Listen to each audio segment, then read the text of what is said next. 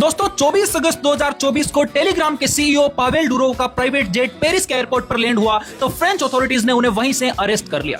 वजह क्या थी? फ्रांस में टेलीग्राम से जुड़े करीब 12 सीरियस क्रिमिनल एलिगेशन की जांच चल रही थी। आरोप था कि उस प्लेटफॉर्म पर child sexual abuse material, drug trafficking, organised crime और साइबर फ्रॉड को रोकने के लिए पर्याप्त कोऑपरेशन और मॉडरेशन नहीं किया जा रहा था। लगभग 4 दिनों तक इंटरोगेशन चली, लीगल प्रोसीडिंग चली और बाद में उनको लगभग करीब 54 करोड़ रुपए की बेल पर रिहाई मिली। दुनिया के 30 से ज्यादा देशों ने टेलीग्राम को बैन कर रखा था या रेस्ट्रिक्शंस लगा रखी है, जिसमें पाकिस्तान, नेपाल जैसे छोटे देश तक शामिल है।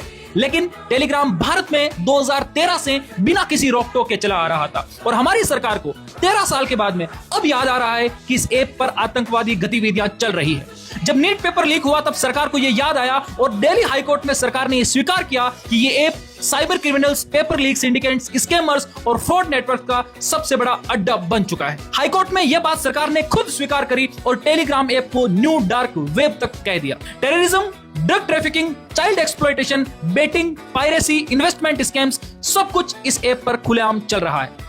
और हमारी सरकार को देखिए, डिजिटल इंडिया के बड़े बड़े स्पीचेस देने वाली सरकार को नींद से जागने में आखिर इतना समय कैसे लगता है?